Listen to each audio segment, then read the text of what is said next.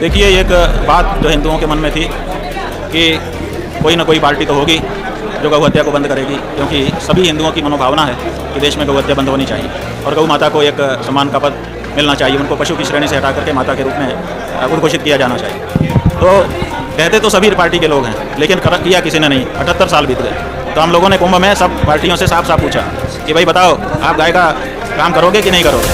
क्या गौ हत्या जारी रखते हुए ही आप आगे भी सत्ता शासन संभालना चाहते हो? लेकिन इस बात का जवाब किसी ने 2 महीने का समय बीत गया फिर भी नहीं दिया। इसलिए ये तय हो गया कि कोई भी गाय के पक्ष में खड़ा होने के लिए तैयार नहीं है। इसलिए अब हिंदुओं को, गौ प्रेमियों को, देश के नागरिकों को अपने बल पर आगे आकर के गौ रक्षा करनी होगी। इसके लिए एक तो उनको संकल्प लेना होगा कि हम ऐसी पार्टी प्रत्याशी को वोट ही नहीं देंगे। करे जो गौ माता पर चोट, कैसे दें हम उसको वोट? तो हमारा वोट लेकर के अगर गौ माता पर चोट जाएगी तो हमको भी दोष पाप लगेगा। इसलिए पहला तो संकल्प ये लेना है, और दूसरे हमको ये संकल्प लेना है कि हम स्वयं गौ माता की रक्षा के लिए आ जाएं आगे। मेरी गाय मेरा गौरव, कम से कम एक गाय हम संभाल लें, उसकी सेवा करें ताकि पुण्य भी मिले और गव्य पदार्थ भी मिले। और साथ ही साथ हम लोगों ने ये भी तय किया है कि गौ रक्षा सेना बना करके जो बूचड़ खाने गौ हत्या कर रहे हैं, सरकारें लाइसेंस देती हैं और वो गाय को काटते हैं हमारी भावना की अनदेखी करते हुए, उनके ऊपर भी दावा बोला जाए। उन्होंने साफ साफ बताया कि ये हालत क्यों आ गई हिंदुओं की। बंगाल में हिंदू क्यों मारे जा रहे हैं? क्योंकि उनका पराक्रम कम है। उनका पराक्रम क्यों कम है? क्योंकि पहले उनको नहीं मारा गया, पहले उनकी गाय माता को मारा गया।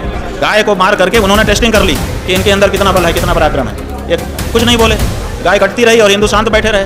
तो उनको पता चल गया कि इनके अंदर कोई पराक्रम नहीं है, तो आज उन्होंने सीधे दावा बोल दिया।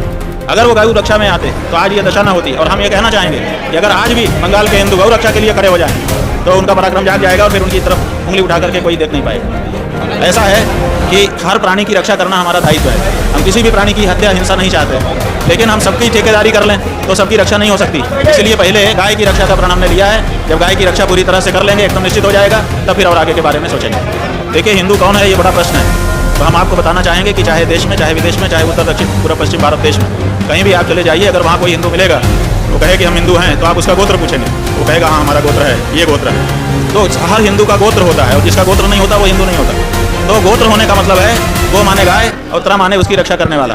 तो जो गाय की रक्षा करने वाला है वही हिंदू है, और जो गौ रक्षा से पीछे रह जाता है वो हिंदू होने का अधिकारी नहीं है। ठीक है, सनातन का ज्ञान इसलिए नहीं है क्योंकि हमारे देश में जो धर्मनिरपेक्ष सरकार स्थापित हो गई है उसने हिंदुओं को धर्म ज्ञान से वंचित कर दिया है।